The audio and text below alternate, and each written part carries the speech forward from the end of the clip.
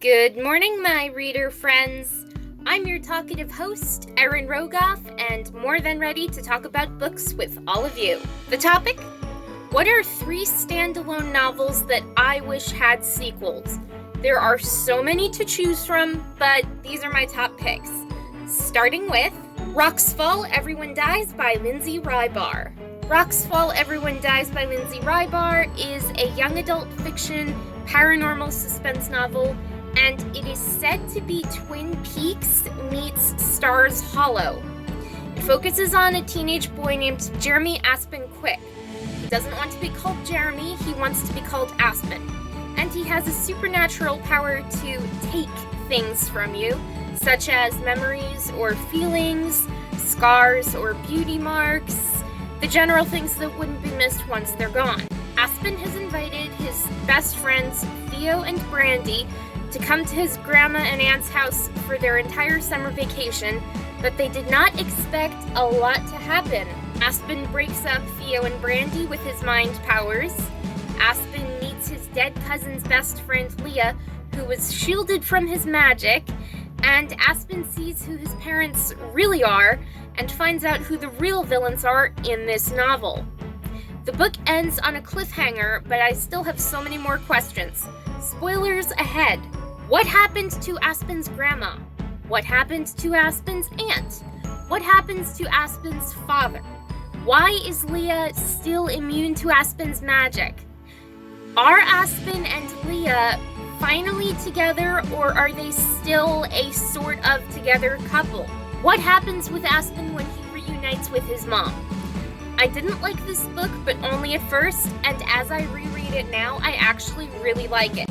However, there is so much that Lindsay Rybar can do with the sequel, so I am absolutely dying for one.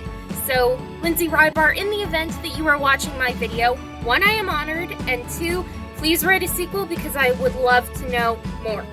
The next book that I wish had a sequel is 10 After Closing by Jessica Bayliss. 10 After Closing by Jessica Bayliss is a young adult fiction mystery thriller novel, and it is told in alternating points of view, Scott's point of view and Winnie's point of view.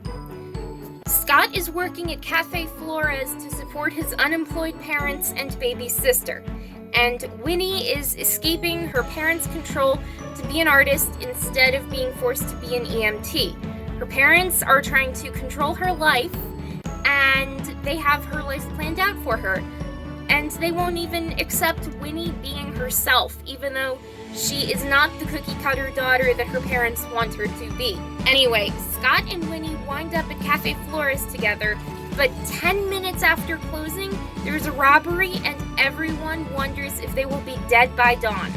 My problems with this robbery that happens at Cafe Flores are plentiful. The lead crook on scene is the brother of the owner, so he's easily identifiable in a police station. Another one of the bad guys has a meth addiction, so he sees things that aren't there. Also, the crooks aren't even going after the coffee. I don't understand this part. Why would you go after the money when you can go after the free coffee? I do not condone theft, but how can you resist coffee? Or at least, how can I resist coffee? I can't, because I have 2 or 3 cups every single day. The third and final book that I wish had a sequel is Craven Manor by Darcy Coates. Craven Manor is one of my favorite books of all time, and Darcy Coates is my favorite author of all time as well. I have nothing bad to say about her work. I am amazed by it 24/7. Craven Manor is a paranormal fiction novel that focuses on a young man named Daniel who falls on hard times. His shady loser cousin Kyle kicks him out of their apartment to get a new roommate who's just as much a loser as Kyle is. Daniel then gets a letter from a wealthy and mysterious gentleman, Bran Myricks, who offers him a job as a groundskeeper at his estate.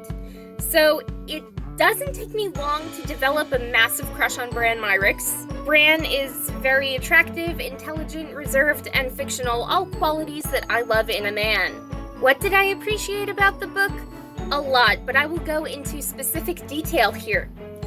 I really appreciated how this book has a gentle protagonist, because I am mostly used to tough protagonists who live by the sword or by magic or have powers or have armies like in Game of Thrones.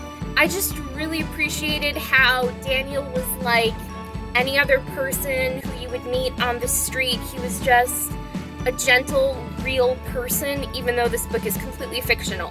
I also appreciated how Daniel's passion in life is for gardening, and the story of him gardening with his grandma when he was a little boy was just so sweet. And then I like how the plot is basic but made unique. Young man goes to an old estate, meets a bunch of ghosts, discovers dark secrets, saves the good ghosts with an unusual helper, and he has a happily ever after. Although I wish I could find a man who wasn't fictional, because that would be great. Anyway, Daniel moves into the groundskeeper's cottage and then soon encounters the ghost of Bran's kid sister, Annalise. When Daniel discovers that there is a third ghost living on the estate, Bran and Annalise's mother, Eliza, what will he do if or when she escapes the tower where she's locked up in? I also really enjoyed how Darcy Coates quickly became my new favorite author of all time with this book, so if Darcy Coates is writing a sequel to Craven Manor, or if Craven Manor is getting a movie adaptation or a TV show adaptation, please let me know in the comments below, because I would die for one. Not literally, but you know what I mean. Anyway, that is all for today, so if you enjoyed this video, hit that like button to show some support, subscribe to my booktube channel to get more videos like this, turn on those notifications to be notified when I have a brand new video uploaded. Keep on reading and have a great day, everyone!